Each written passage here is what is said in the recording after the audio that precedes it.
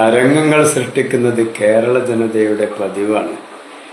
ഇപ്പോൾ UDF തരംഗമാണെങ്കിൽ 5 വർഷം മുമ്പ് അത് LDF ആയിരുന്നു. അതിനു മുമ്പ് 5 വർഷം LDF തന്നെയായിരുന്നു. അതിനു മുമ്പ് UDF, അതിനു മുമ്പ് LDF, അതിനു മുമ്പ് UDF, അതിനു മുമ്പ് LDF എന്നിങ്ങനെ കേരള സംസ്ഥാനം ഉണ്ടായത് മുതൽ 5 വർഷങ്ങൾ പങ്കിട്ട് കൊടുത്തുകൊണ്ട് മുന്നണികളെ മാറ്റി പരീക്ഷിക്കുന്ന സ്വഭാവമാണ് കേരള ജനതയ്ക്കുള്ളത്. അതൊരിക്കലും ഭരണവിരുദ്ധ തരംഗമല്ല. എന്തുകൊണ്ട്? അങ്ങനെയാണെങ്കിൽ ഓരോ മുന്നണികളും അവരവരുടെ ഭരണപരാജയം സമ്മതിക്കേണ്ടി വരും. ഒരു പ്രാവശ്യം ഭരണം കിട്ടിയപ്പോൾ 5 വർഷം കഴിഞ്ഞ ശേഷം എന്തുകൊണ്ട് LDFിൽ നിന്നത് UDFിലേക്ക് പോയി? UDFിൽ നിന്ന് 5 കൊല്ലം കഴിഞ്ഞപ്പോൾ വീണ്ടും LDFിലേക്ക് മാറി. പിന്നെ 5 കൊല്ലം കഴിഞ്ഞപ്പോൾ UDFിലേക്ക്, പിന്നീട് LDFിലേക്ക് ഇങ്ങനെ മാറി മാറി വരുമ്പോൾ അപ്പോഴൊക്കെ അതാത് സർക്കാരുകളുടെ ഭരണം മോശമായതുകൊണ്ടായിരുന്നു 5 വർഷം കൂടുമ്പോൾ മാറി മാറി വന്നത് എന്ന് നിങ്ങൾ സ്വയം സമ്മതിക്കുകയാണ്. അപ്പോൾ അതല്ല, എത്ര നന്നായി ഭരിച്ചാലും 5 കൊല്ലം മതി, അടുത്ത 5 വർഷം മറ്റേ മുന്നണി ആയിക്കോട്ടെ എന്ന് കേരളത്തിലെ ജനങ്ങൾ സ്വീകരിക്കുന്നൊരു നയനിലപാടാണ്. അത് തന്നെയായിരുന്നു നല്ലത് എന്ന് ഇപ്പോൾ എല്ലാവർക്കും ബോധ്യപ്പെടുകയും ചെയ്തിട്ടുണ്ട്. എന്നാൽ തുടർ ഭരണം എന്നൊന്ന് കഴിഞ്ഞ തവണയാണ് കിട്ടിയത്.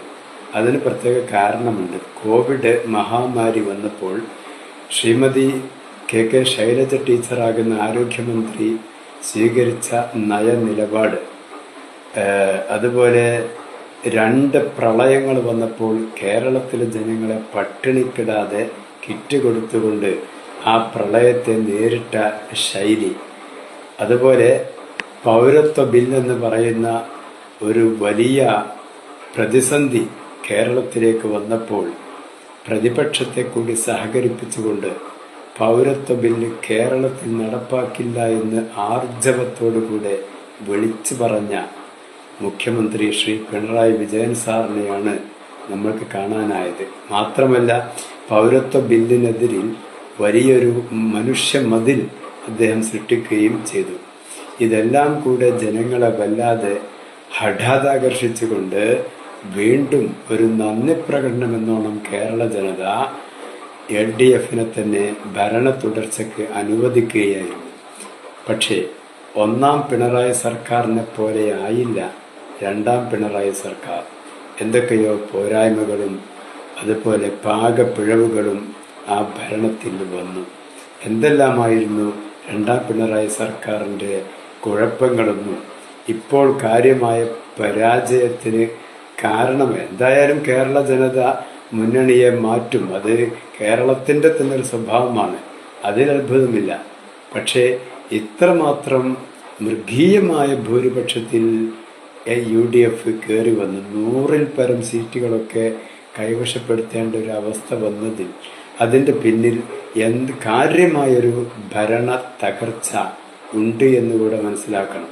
അതെന്തായിരിക്കും? പോലീസ് നയത്തിൽ, ആഭ്യന്തര നയത്തിൽ, അല്ലെങ്കിൽ മറ്റേതെങ്കിലും വികസന വിഷയത്തിൽ, അല്ല വർഗീയ പ്രകടനം ഉണ്ടായത് കൊണ്ടാണോ വെള്ളാപ്പള്ളി നടേശനെ, PC ജോർജിനെ പോലെയുള്ള, ശശികല ടീച്ചറെ പോലെയുള്ള അങ്ങനെ വർഗീയ വിഷം ചീറ്റുന്ന വിഷജീവികളെ ഇവിടെ അഴിഞ്ഞാടാൻ വേണ്ടി വിട്ടതാണോ? അതുപോലെ വെള്ളാപ്പള്ളി നടേശനൊക്കെ നിരന്തരം വർഗീയത പറഞ്ഞപ്പോഴും ഒരു നടപടിയും സ്വീകരിച്ചില്ലെന്ന് മാത്രമല്ല, അയാളെ പൊന്നാട അണിയിച്ച് ആദരിച്ചതും അയാളോട് വല്ലാത്തൊരു സൗഹൃദം പങ്കിട്ടതും അയാൾ SNDP യോഗം അധ്യക്ഷനാവാൻ യോഗ്യനാണെന്ന് മുഖസ്തുതി പറഞ്ഞ് പുകഴ്ത്തിയതും ഒക്കെ ആയിരിക്കുമോ ഇതിന് കാരണം എന്നത് ബന്ധപ്പെട്ട മുന്നണികളാണ്. അതായത് LDF മുന്നണിയാണ് കൂടിയിരുന്ന് ആലോചിച്ച് തെറ്റ് തിരുത്തേണ്ടത്. 5 കൊല്ലത്തെ സമയമുണ്ട്.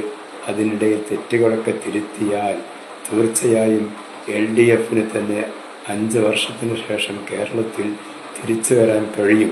ഒരിക്കലും LDFിലും CPMലൊക്കെ ഉള്ള ആളുകൾ UDFിലേക്ക് മാറി എന്ന് ആരും കരുതണ്ട. അവരൊക്കെ അവരുടെ CPM-ലും LDF-ലും ഇപ്പോഴും നിലയുറപ്പിച്ചിട്ടുണ്ട്.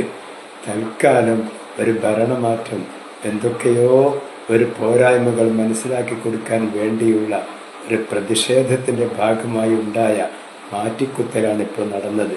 തെറ്റുകൾ തിരുത്തി മുന്നോട്ട് പോകാൻ LDF തയ്യാറുണ്ടെങ്കിൽ ഈ അംഗങ്ങളൊക്കെ ഇപ്പോഴും ഈ പാർട്ടിയിൽ തന്നെയുണ്ട്. അവർ വീണ്ടും അനുകൂലമായി കുത്തും. 5 വർഷത്തിന് ശേഷം വീണ്ടും LDF-ന് കേരളം ഭരിക്കാൻ സാധിക്കും. തെറ്റുകൾ തിരുത്താത്ത പക്ഷം വീണ്ടും പരാജയത്തിൽ തന്നെ കലാശിക്കുകയും ചെയ്യും.